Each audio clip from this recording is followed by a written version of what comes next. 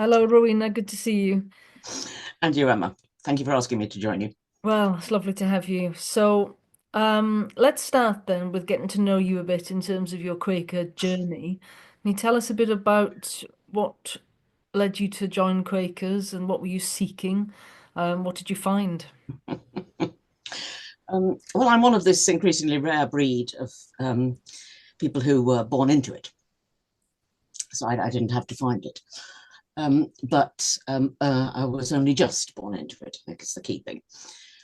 My father, who had been brought up a Catholic, um, had been in the war, and so came out of it looking for a peace church. And after about 5 years, he found Quakerism. My mother was a Methodist and remained a Methodist. But they brought me up as a Quaker. I think probably pretty soon they must have realised that it suited me. That was obviously a sort of going to be a sort of academic-y, thoughtfully kind of child. I wasn't going so I think they realised the silence would suit me.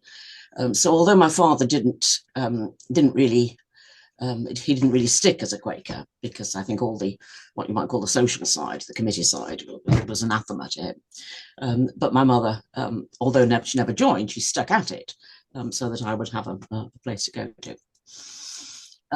But because they had these different Christian traditions that they came from, we didn't only go to Quakers. So I went to a Methodist Sunday school, I went to a Church of England primary school, and so I had a range as a child. But I went to a Quaker camps in my teens. I went to Woodbrook. When I got to university, I joined Young Friends. So basically, it suited me, and I've stuck with it. Mm. So, so thinking back then, in terms of you've stayed with it a long time though, haven't you? I've stuck with it a long time, yes.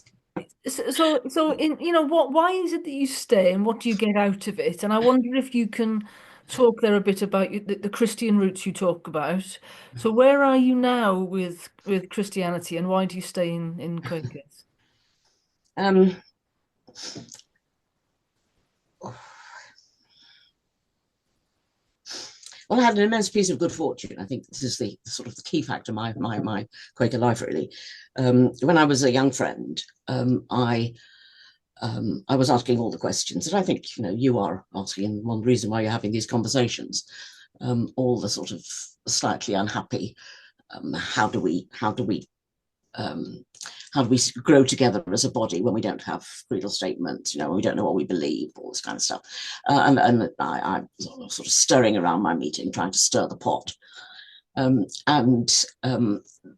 this gradually, the pot got slightly bigger, and eventually I got to the national level, and I had my first encounter with the agenda committee of yearly meeting, which was quite the most terrifying experience I'd ever had as a young person. I think there were a formidable body of people in those days. But anyway, this topic of how do we grow, how do we sort of capture our faith really got onto the agenda at yearly meeting, which was very exciting.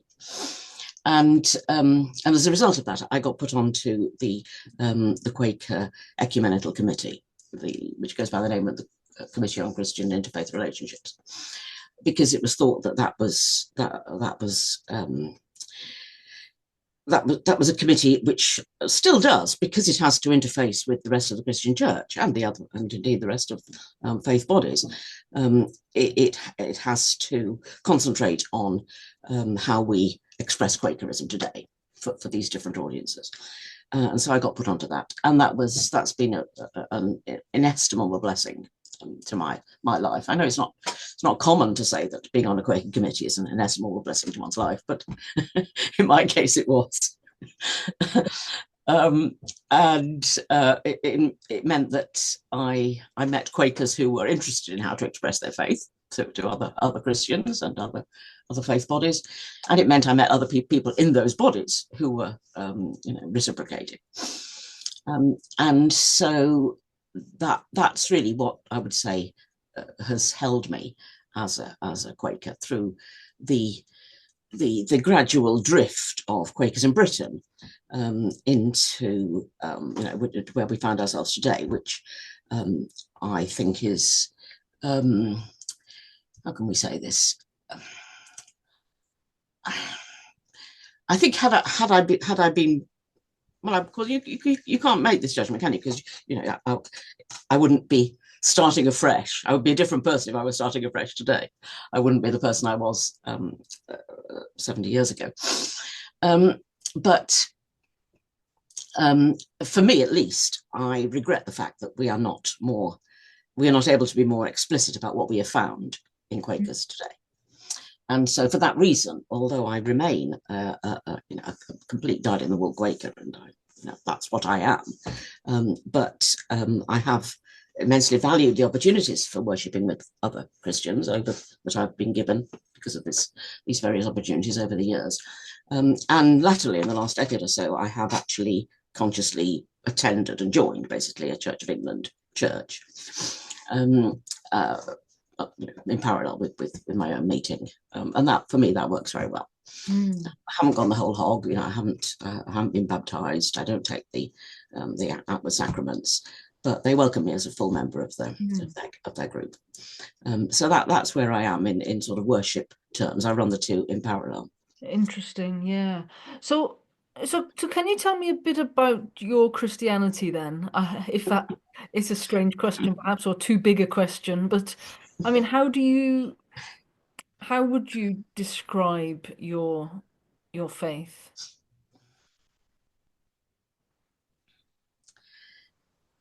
I mean, I think on one level, I'm quite a traditional Christian. I believe that basically, I believe in the prologue to St. John's Gospel. That's basically what I do. I believe that this was the word. That God was doing something special in Christ, and that whatever it was that He was doing in Christ is available for all of us today. And I think how the bits of the Bible that speak to me are the bits where there is some sort of encounter being recounted. So happily, there are many such. Jesus was very good at encounters. But again, in John's Gospel, his encounter with the woman in Samaria, the Samaritan woman at the well. I mean, I think that's the core of where I sit in Christianity. That I think we all have a longing to be known, to be seen, to be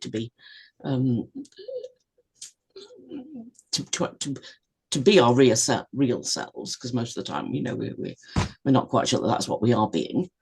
And so Christianity is an invitation to say, yes, that is your real self. That is what I have created. And that is what I love. So in terms of the encounter then, do you find Quaker meetings in Britain today a meaningful place where you routinely, straightforwardly encounter God?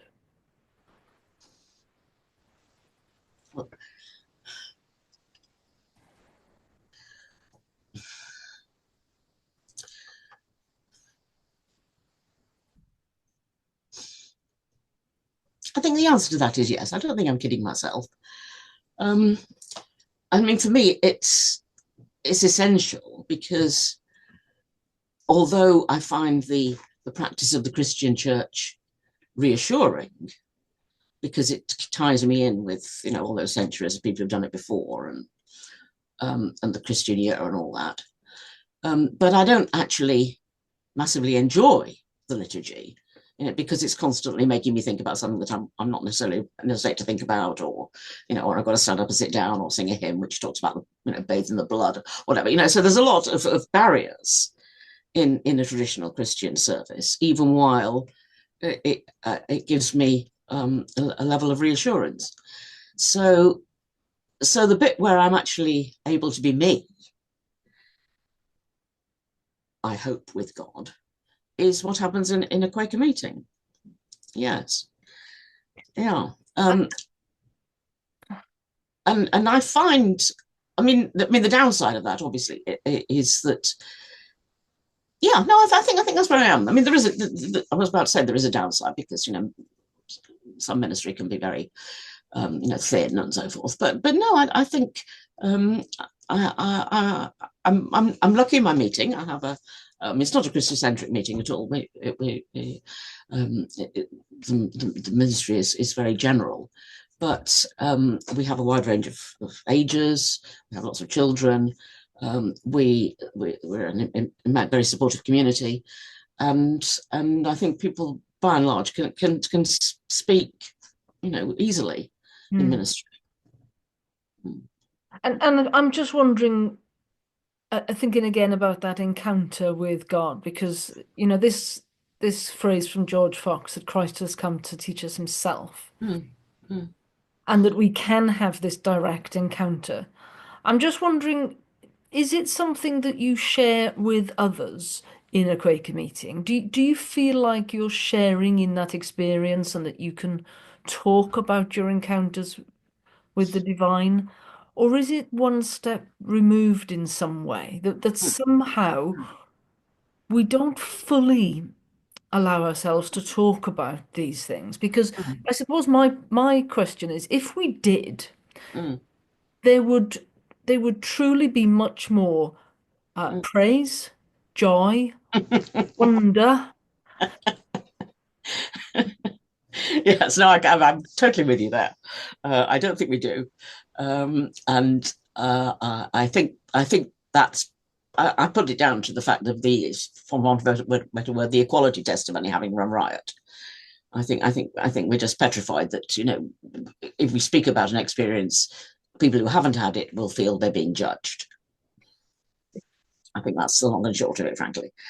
And I don't know how we get out of that because obviously we're completely committed to equality and everybody having this, being able to have their say and every voice being equally heard and all of that. That's a very valuable testimony. But I mean, I belong very much to the group, which I think you've had other people voice on your interviews, that we've got the whole thing in reverse and the testimonies have become the creed. I Yeah. mean, that I think is a fact. I don't think we can. So that but instead of being the outcome of the faith, they are the faith, and that I quite know how. I mean, that needs to go into reverse. I mean, I'm quite new to thinking like this. It's come as a bit of a shock to me in the last few years, I think, that we really have got it the wrong way around. Mm, And I hear only just yesterday I saw, that the national social media person for Quakers in Britain is putting out these tiny little clips. They're 1 minute long of this very clipped speech, and it's basically Quaker values mm, stuff. mm, And I'm thinking, mm, where is the faith experience? mm. Because the world changes, and how you might express your faith into action is going to change. Let's talk about the equality issue for a minute then, because I was just reflecting on this yesterday, thinking about the humanity of every person, and therefore, thou shalt not murder.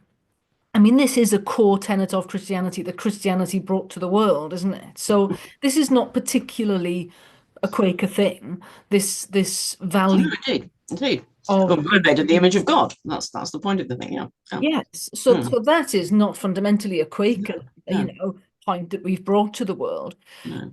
So how would you describe the testimony to equality then? As perhaps it originally came about, and what it's become today.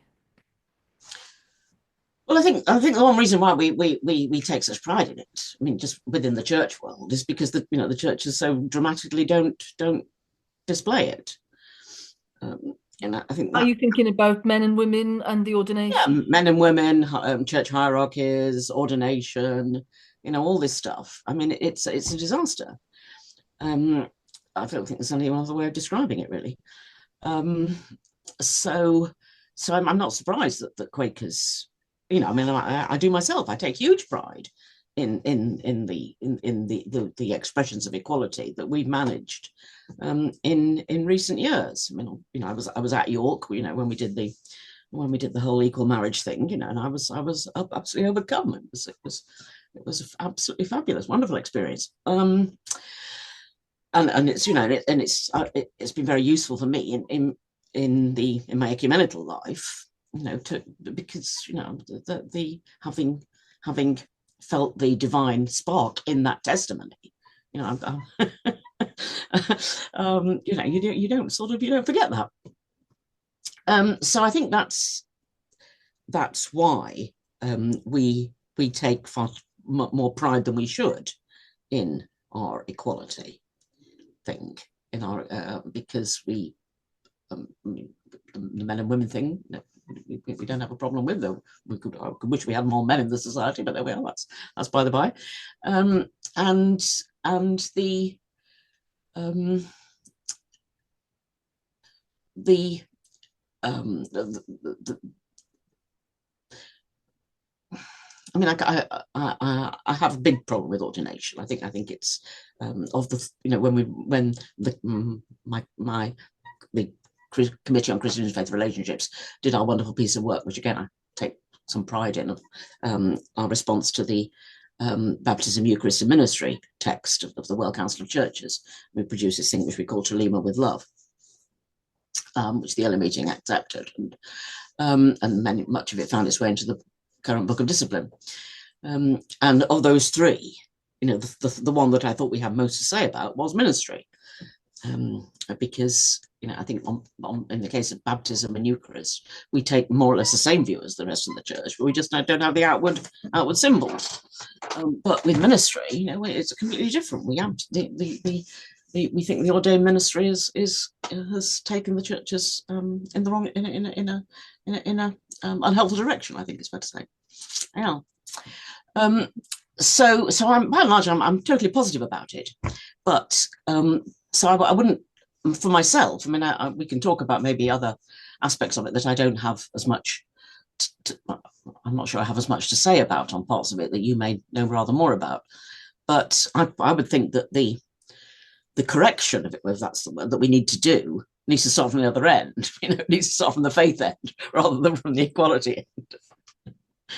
Well, yes. I mean, I suppose what I'm thinking about in terms of equality is that if we make equality the creed, well, what we do is, although we value every human is made in the image of God, great. I mean, obviously, probably all the whole world that's touched by Christianity believes that. Um, but what we seem to have done in Quakers is what you were just saying about seekers and finders, the people who say, I still haven't had that religious Mm, experience, mm, um, and those of us who have. mm. It's not so much that the people who have had some kind of conversion experience or convincement No, experience, no, whatever. It's not no. that they're a better person. Mm, We're not mm, saying that they have more value, but it is the case that sometimes what they are able to share or say is worth listening to. And I just wonder whether we sometimes miss that we're always taking every individual as having I mean, maybe ministry is the phrase that I'm trying to get at here. I think there is some kind of judgment that we can make then around, for example, as people get more elderly, they've simply had a longer life. mm, They've had more experience. And I think I really value eldership in its real sense of mm, being old, you know? And I just I wish we would see more of that. I think we kind of dote too much on the young, actually. And I mean, obviously, youthful energy is wonderful, but it's not the same as long mm, experience. mm, And we don't seem to privilege or to honor is perhaps the word, where that mm, depth of experience comes from. And because we treat everyone the same, we treat everybody's ministry as the same. And there's something that's not quite right, it seems to me. I agree with you. I don't disagree. I'm just the matter of how one can correct it, how one can start to correct it. Because I think all we've done is taken over, something that's prevalent throughout society. That I mean, I had my career in museum education, um, which when I went into it, that was fine. You were there to teach, to present the museum objects, Mm. um, so in a way that would people would learn more about them and be able to appreciate them more. But about halfway through my career, the Department of Education that I was sitting in was rebranded as a Department of Learning. And I think that was fairly general, across the education system, reflected this sense that it wasn't something that the onus lay with the learner rather than with the teacher. And it was, I think that was a corrective on, perhaps a good corrective on something that happened 50 years before, but it's a pendulum thing, and I think it's gone too far. So I don't think this is something that's particular to the religious sphere. I think it's just something that we Quakers, I think, are very susceptible to trends in society because of this lack We think we're leaders, don't we? of. Indeed. We think we're very countercultural, but in fact, we're not at all. We're not at all. We're not at all. And in fact, if you dare to say anything a little bit countercultural, this can go down very badly indeed in the kind of our social networks within Quakers. So can you say a bit more about that? And you said the shift to being the learner. Why is that? Why is that a similar kind of shift that you're talking about within Quakers? Because it whatever the opposite of privileges, it disprivileges not acquired knowledge. Right. It disparages acquired knowledge. Yeah, and it undervalues acquired experience, knowledge, conviction, whatever Hmm, it might hmm, be. hmm. And I think, I don't think we've emerged. I mean, I say it's pendulum. I don't think we've emerged from it yet, because I find people are quite, and I think when I say people, I'll include myself in this. I think we tend to be too defensive when we come up against something that we don't know or we don't understand. We immediately think, well, I've managed very well without this so far. Thank you very much. Um, I'm Yeah, okay. yeah. Instead of thinking, could my life actually be enriched if I intend and entertain this thought? Yes. Uh, Yes. Um, It's such an enriching thing to one's life, once you learn the power of saying I don't know. mm, I realized that quite a mm, long time ago now, maybe 20 years ago. And up until that point, I'd been very, very reluctant to say I don't know something. mm, But it's so liberating.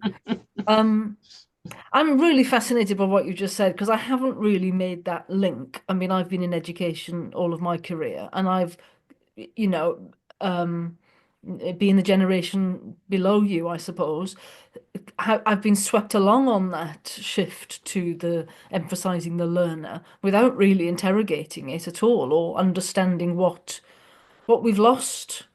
I mean, I perhaps understand what we've gained, but I mm, never mm, really thought mm. about what we've lost. Um, Gosh, that's really interesting. So, if we were going to try to correct it, then what would we start to do, in your opinion?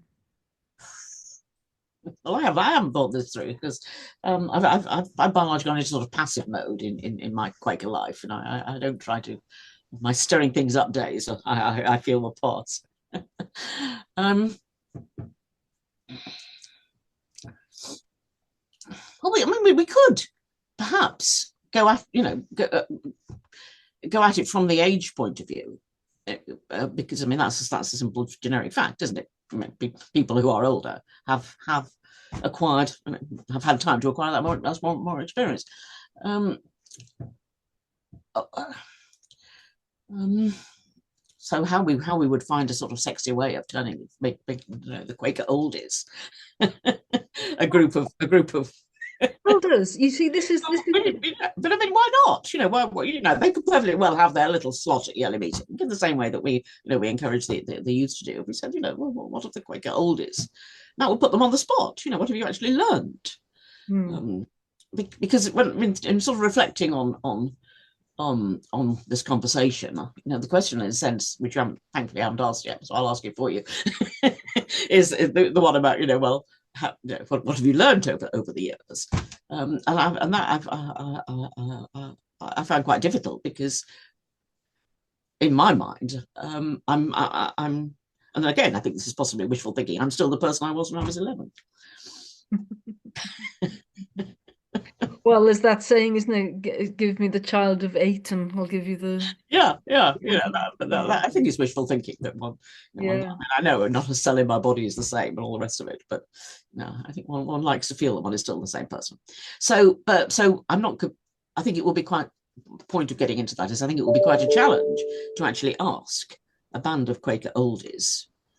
I think that will be interesting. Actually, what have they learned? Yeah. Hmm. Because I mean, this is what the Royal Elder is. I mean, one of the um members of my meeting is from Kenya meeting, and I was asking her about elders Hmm. in Kenya, and they become elders when they're about 75. Hmm. Hmm. And I thought, gosh, that's just wonderful because I think that is actually what Hmm. Hmm. this position, if you like, in our groupings, Hmm. in our communities, we Hmm. do get something from Hmm. the slowing down, I think. I mean, it's part of the fact that you are physically slowing down at that point. Hmm. You stop rushing around so much. You Hmm. stop worrying about minor things, but perhaps you've got more aches and pains or whatever. There's all sorts of Hmm. you don't have to be a superhuman, is what I Hmm. it's Hmm. just a normal part of aging that you have to let go of so much of your preoccupations. Uh, Hmm. that there is a wisdom there, which I think we've undervalued. And I suppose one of the corrections as well is not just to listen to our elders, but to stop becoming this cult of youth. I mean, I can see it still happening now that we seem to be thinking that the answers for how our the Quakers in Britain might change in the coming Hmm. 10, 20 years, that the answers are going to be provided by the 20-year-olds. Hmm. And maybe if I was 20, I would agree. I don't think it's an either or. I mean, um, one of the things that I've done, I've just I talked about my ecumenical experience through the Quaker committee, but for the last few years, because I'm now well known in the among the other churches, I've been chairing the national body called Churches Together in England, Oh, right. um, with which I've been involved, on and off for all 30 years of its life. So this was quite a big, chunk of time that I gave to chairing the trustees, and um, I've just stopped doing that. But one of the things that in that 6 year period that I'm most proud of is I set up a fund, uh, um, for people to apply to, a grant fund, for young people, to go and have ecumenical experiences abroad. We call it the Bill Snelson Fund, the Bill Snelson Young Ecumenists Fund. Bill Snelson being an earlier General Secretary of CTE, who I had a lot to do with, had a great regard for. So, and I mention it for two reasons. One, it's been in its third year now, and we haven't yet had any Quaker applications. So, I've clearly not, there's a piece of work that I haven't done to bring the two together, to say to our people in YFGM or whoever, wherever they are, is this something you've thought about? Can you imagine spending time with other Christians in Europe or further afield? Um, uh, because if you could, chances are it would be a hugely enriching experience. So, and that's an example of how we're consciously we're privileging the young, because that's the time that is the time of your life when these experiences do matter. They have that. We all know they have a fantastic impact. And the reason I named the fund after Bill Snelson was that I came across, after he died, a quote where he said that he'd had a very ecumenical upbringing in England, but he never had the opportunity to go abroad. And I thought, yes, right. And I was the same. It never occurred to me to go abroad as a church person. I said, well, that's not. I mean, that's not true, because in my day there were work camps, so I think I just didn't get organised to do it. I could perfectly well have done it, but it would have been Quaker work camps. It wouldn't have been ecumenical. So yeah. So no, that opportunity didn't present itself to me. So I think there are. Again, as you say, it's horses for courses. There are things that we still need to consciously make available to young people, because that is the time of the life when that experience will really count. But conversely, we haven't worked out what the equivalent is for people in the latter stages of their life. You see, what you're talking there about is kind of providing funds to enrich the experiences and widen the experiences of young people. I think is great, and I think that's a very different thing from thinking that they have already formed their views about the future of society. Because as I have said a few times in these interviews, I was a bit of an idiot all throughout my 20s and 30s, and Quakers were a big part of my formational experience when I found them, in my 32, 33, something like that. So the thought of providing funds to enrich the experiences and to challenge young people and take them out of their comfort zone and to travel abroad and to see different ways of doing Quaker, whatever, being Quaker is great. But that's very different from saying, well, let's put them in charge of our strategy. Let's put them in charge of, let's make them elders. Let's, I think we're, we've so far lost our confidence, I think. And it's really quite I mean, it's almost bordering on elder abuse, of kind of disregarding the wisdom and the people that we do have amongst us. If we're saying, oh well, this 22-year-old has as much to offer as our 72-year-old, well, they're different, they're different. And I just think we've got it completely wrong. I mean, I'm 53 now. And I'm caught in that. What's happening to me a lot at the moment is I've spent my life kind of, complaining about male chauvinism and all this business and men, About male chauvinism, yeah. male chauvinism and men, holding the door open for me, etc. And I'm stood in meeting thinking, right, we're going to have shared lunch. We've got to get the tables out and they're heavy to move around. And it's me doing it. Now, it was me doing it 20 years ago, but it's still me doing it. And And I'm really struck by men don't see that as their role anymore, perhaps because we've, said, hold on a second, equality matters. I can lift a table too, which I can. But the young people don't generally think, oh, Emma's getting on a bit, Mm, you mm, know, mm, I'll step in. mm, People just let me do it. mm. I just think we've lost something in our determination for equality. Yeah, I think again, this is a society thing. I mean, you see it very much in London on the tube. That now it is automatic that a child gets a seat. The smaller the child, the more likely it is to get the seat. And obviously when I was young, no way would you sit down if there was an older person standing. No way. But now somehow or other, the society's agreed that it's the other way around. That it was more dangerous for a child to be standing around on a moving tube than for an older person. So we've just had a complete reversal.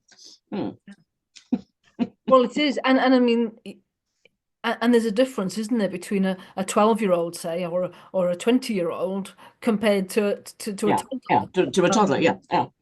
And Hmm. But we've lost something in this equality drive, you see, I think, and it's become I'm no longer convinced, if you like, and is is equality still something that we are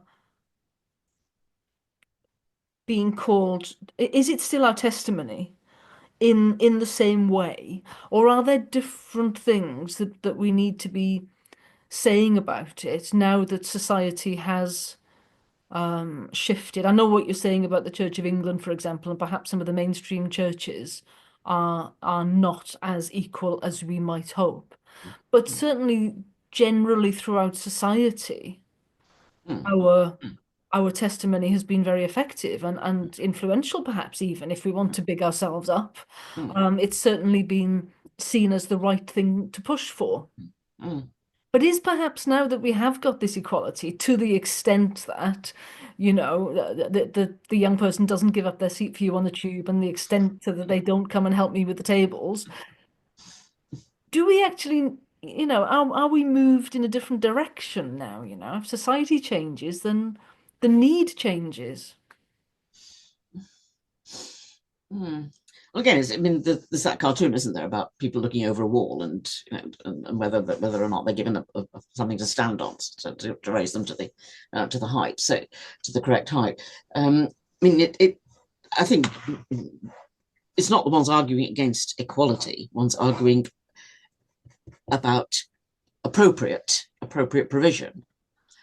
And I think what you're suggesting, which I seem to be agreeing with, is that we're not making appropriate provision for the different voices within our Quaker society to be heard. We're over privileging some of them, and that I do think is true. Yes. Mm. Um, so I mean, I think that will be a way of addressing it rather than sort of taking on the equality testimony, which is very close to everybody's heart. Yeah. But to say that some voices are not being heard, are not being heard to our general detriment, I think. Oh. Well, yes, and I think this is where you come back to where we have disagreements or even conflict. We're so notoriously bad at dealing with conflict, aren't Mm, we? And allowing mm, conversations to happen. mm, I don't quite know mm, why we're so bad about at it when we historically, I mean, I spoke to John Lampen the other day about his work in Northern Ireland, which was mm, wonderful. mm, And you really get a sense of we did do a lot of this mm, approach of being able to go into places where there are conflict mm, and just hold the mm, space. mm, And within our own society, we still see within our own meetings, we still sometimes find that difficult. mm, And part of it for me is about boundaries, you see. I mean, as I keep saying, I work in the prison system, and the reason why I can be kind and loving and caring and supportive is because there's a very firm structure of behavior. Very firm boundaries means that within that space, mm, then you can be kind. mm, And most people are not going into prisons, of course. Most mm, people are not going out as mm, street pastors or whatever, going into difficult situations. Um, so I feel that again, another aspect of that equality testimony is that you have to have very clear boundaries. I mm, think Quakers are terribly bad at that. Um, I'm not sure boundaries are something that Quakers feel is almost right. It's as if boundaries are a bad thing. Were you at the mm. conference in October? No, I didn't. I didn't go. I was a bit. I was surprised. When it was first advertised, I thought, oh, fabulous, yes, yes, yes, of course.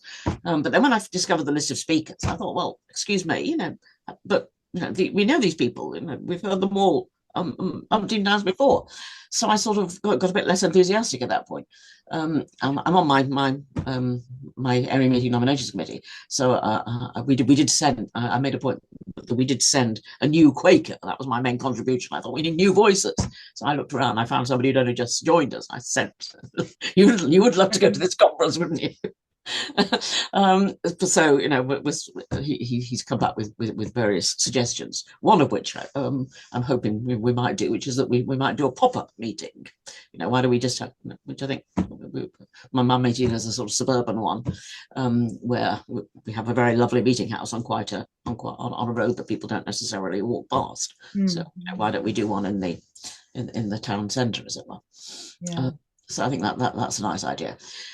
Um, Yeah, so where that's will we go really with that, interesting. Hannah? Well, you said about the conference, you see, and the list of speakers. One of the things that I said to Paul Parker at the time was, the analysis that you're making in Mm, your talk mm, is the same as the whoosh talk that you gave 10 years ago.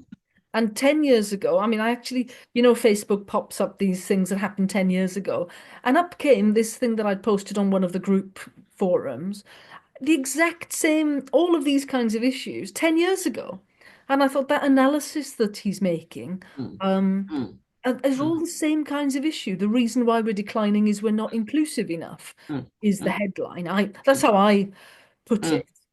mm, And I just don't think that us being too uh, excluding of people I don't mm, think that's the problem. I mm, think we're already very inclusive. mm, But yes, we can go into different formats and as you say, a pop-up meeting or something like that. But mm, for me, that's the wrong analysis, you see. The analysis is fundamentally wrong. And Paul said to me, yes, you're absolutely right. We need to find ways of listening to different people's voices. And I thought, well, if you are still struggling with how do we get people, how do we hear different voices? I thought, well, what can I do? And it's one of the reasons I got back in my car at the end and I thought, right, well, I'm going to talk to a lot of people, ah, ah, Let's hear from people. Um, mm, Now, the mm, reason I actually asked about that conference, it was about boundaries because we had this delightful little 2-year-old who was not intending to come to the conference, mm, and he was mm, lovely, very mm, energetic, very lively. But mm. Quakers as a community in that space allowed this 2-year-old Yes, to romp around the to place. run Yes, around the place. yes, I'm And I sure. just thought it's Ah, so ah, symbolic. ah, I love it as a kind ah, of a story because, of course, we can all ah, enjoy a 2-year-old. Most of us love that. But when you're listening to a talk, right. and Yeah. in this Ah, thing about there used to be boundaries in society, as you say, on the tube or mm, on the mm, bus, mm, of what mm, children would be expected mm. to do. And we've just lost all of that. And I just felt like there's a little bit of madness Yeah. in that. Yeah. I mean, you started off on this thread of just trying to sort of reconstruct it in my mind. You started off on this thread talking about our difficulty in managing conflict, and Mm. I'm sure I think that's true. I, I well, I don't have any particular example within my own meeting, which, as I said, is happily a very flourishing one. As I don't. Maybe, there may be stuff I'm not aware of, but anyway, I'm not aware that we're struggling with anything in particular. Um, this other role that I've had for the last 6 years, as I've described, this Churches Together one, of course, we did have a massive example of conflict, which your viewers may be aware of, which was that we have this organisation has presidents, largely symbolic, but they exist. They represent the different church traditions, and every now and then Quakers get their opportunity to appoint one. And such an opportunity came up about 6 years ago, and we appointed one, Hannah Brock Womack, and she proved unacceptable to the body as a whole because she had just married Annie Brock Womack. And I was the chair at this point. And obviously I've reflected long and hard over who did what and what we could have done better. But I think the only thing, one of my takeaways from that is you have to be able to sort of believe two different things at the same time. You know, uh, two contradictory things at the same time. I Can you I flesh was that out for us then? So, so in this case, I mean, it was quite clear to me that we were in the wrong. The churches together in England were in the wrong in not accepting her. not least because she'd been properly appointed. The Quakers had appointed her, the larger group of which the Quakers are a part, that particular church tradition, which includes the Lutherans and the Church of Scotland in England. They had accepted her, and they presented this nomination. So there was no actual mechanism for saying no, we can't have her. But the level of resistance among the other churches, among some of the other churches, was so strong that we couldn't have gone forward if she had undertaken the role. So we adopted this very unwieldy compromise of saying to this group, please, can you not enact your presidency for the 4 years that Hannah occupies it?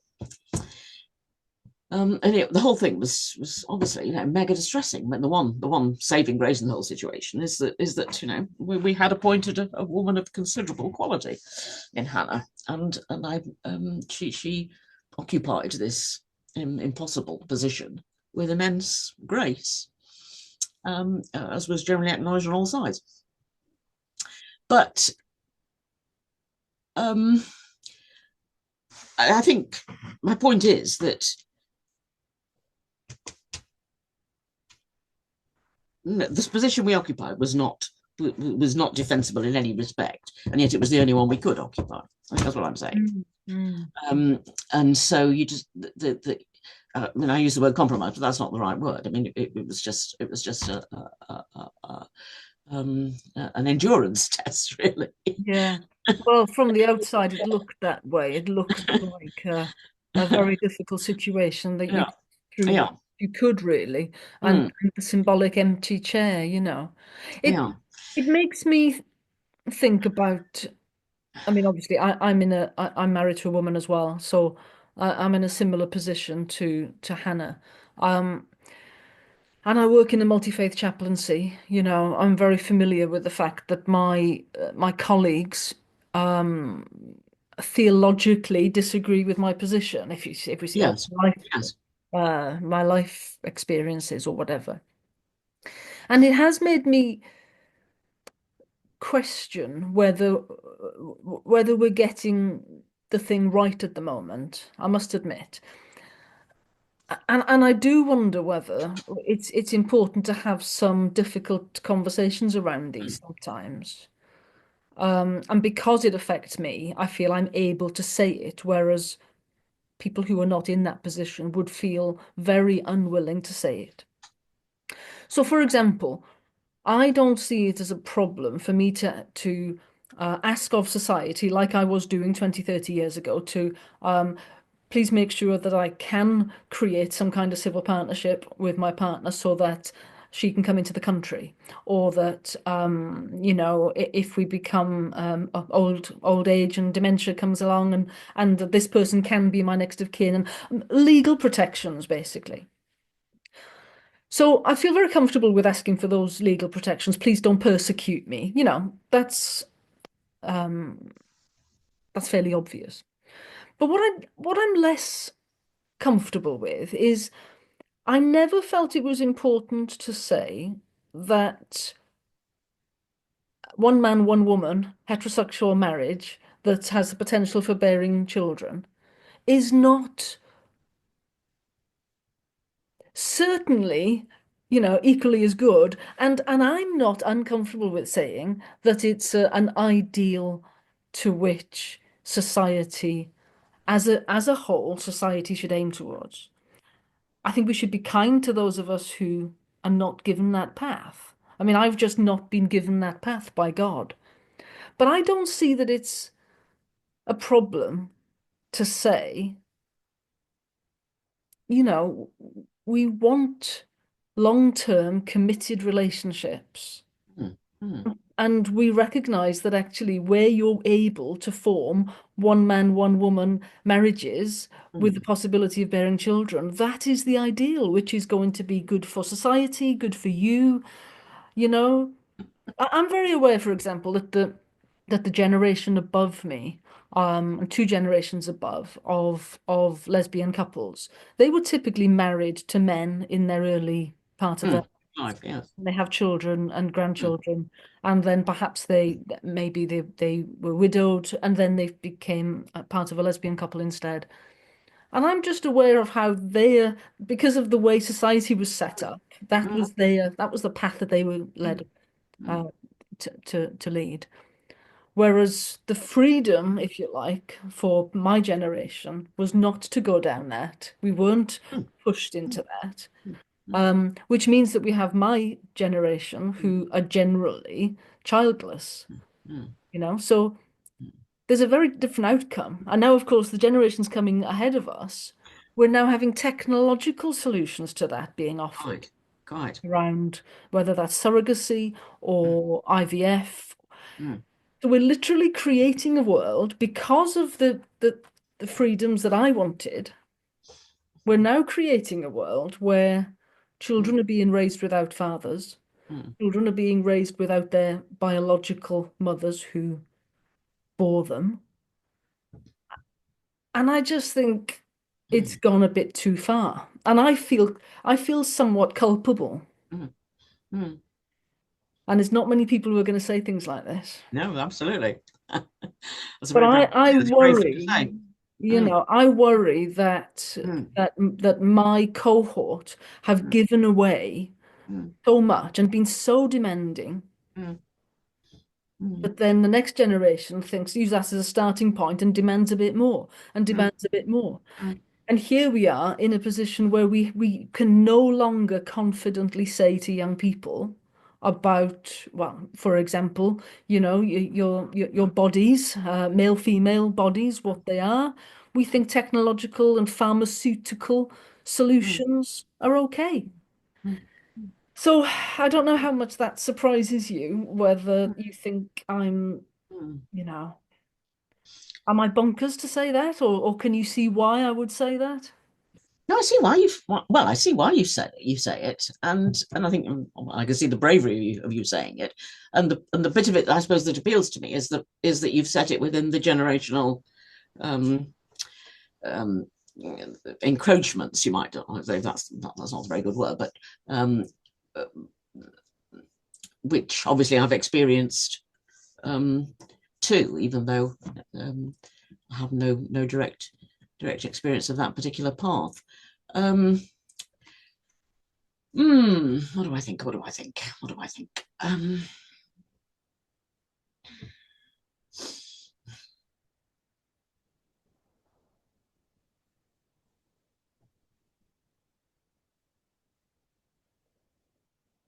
I see why where the way in which it ties in with the early part of our question about equality, because what we're saying then is that um, as it were, there's an equality, but there's also something that we need it, that an insistence on equality should not mean that we can't say that one thing is better than another. That's the implication.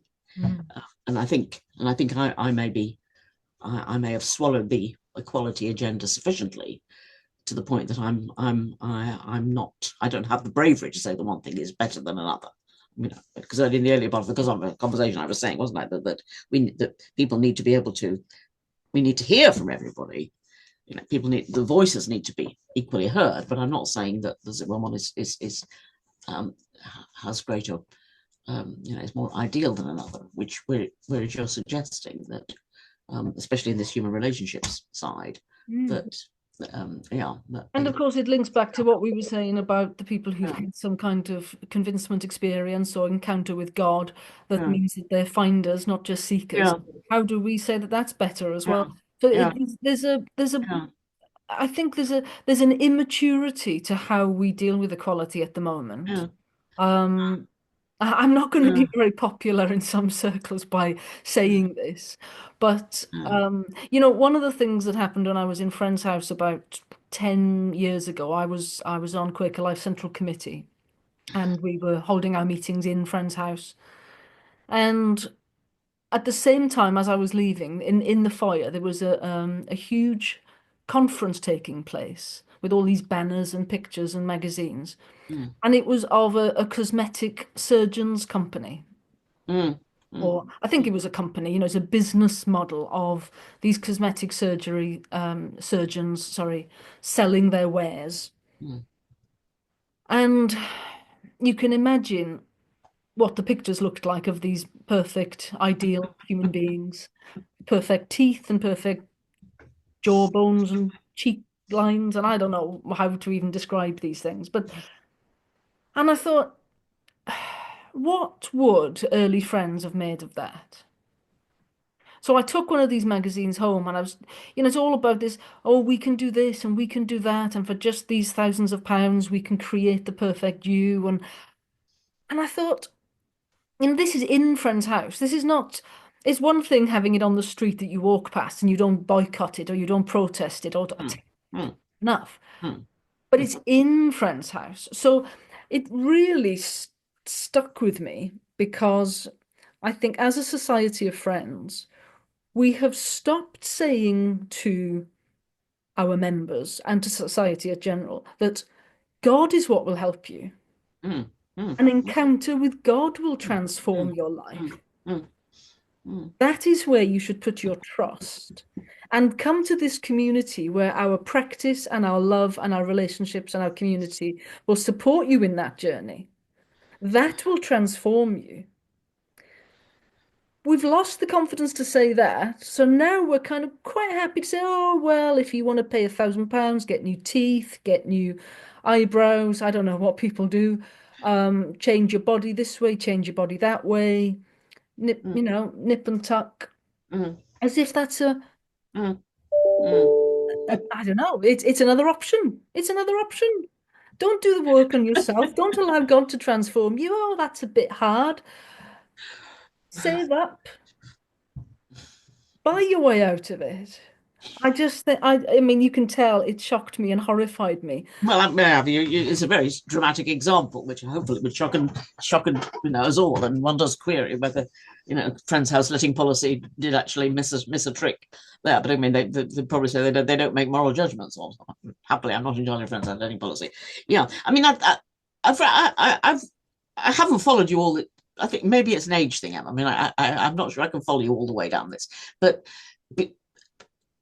um, um, I mean, in church circles, it's often presented the quote that's often given is the the bitters of Paul, isn't it? In Corinthians, when that we're all the same in Christ.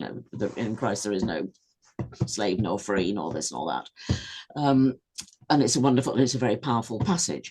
But I suppose especially, the way in. Again, the problem is when one hasn't had the experience oneself, one is one and you certainly in the opening stages of any conversation, you have to take what the experience of the people who have had that. What you have to listen to them as it was the prime evidence. So in the case of this St. Paul quote, we're all not slave nor free nor with all that.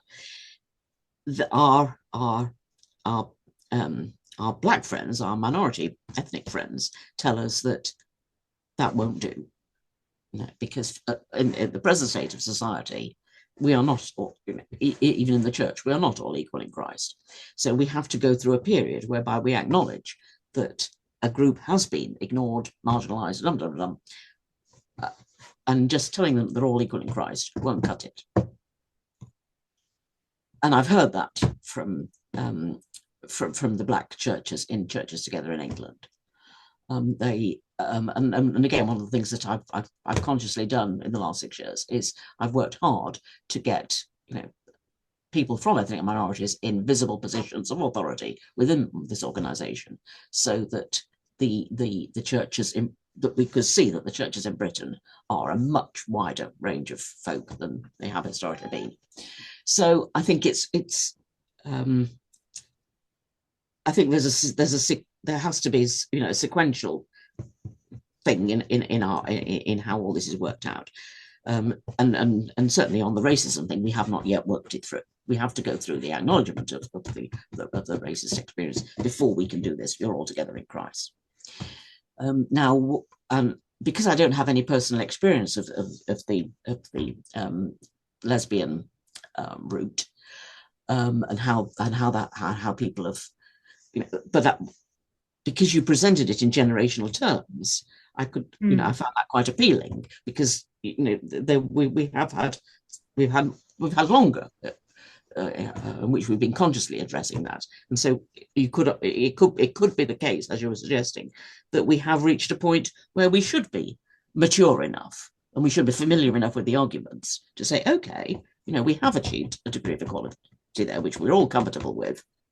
We cannot now address the question: have we gone too far, Yeah. or can we get, especially in church circles, can we get back to the we're all together in Christ?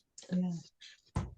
So And I I think, suppose yeah. it's something about are we willing to make some kind of moral judgments, isn't it? And do we think it's right to make um, a moral case for how society should be structured?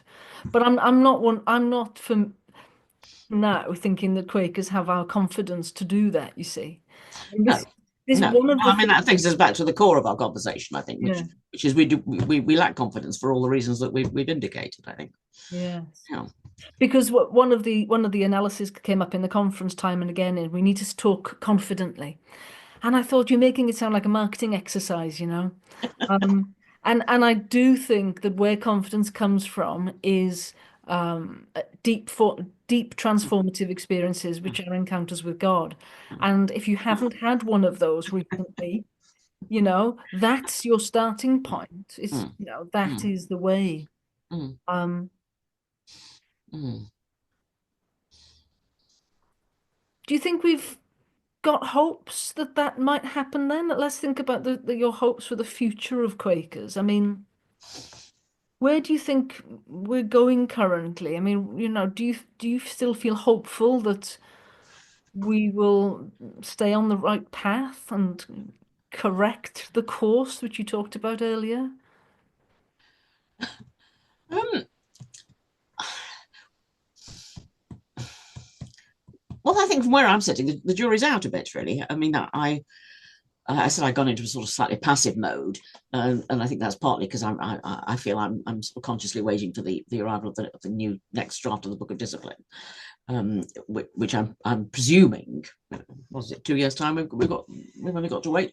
I'm presuming will at least provoke a round of these conversations, um, but it may not. I mean, it may just be so anthologized that it's just a bit of this and a bit of that, a bit of the other.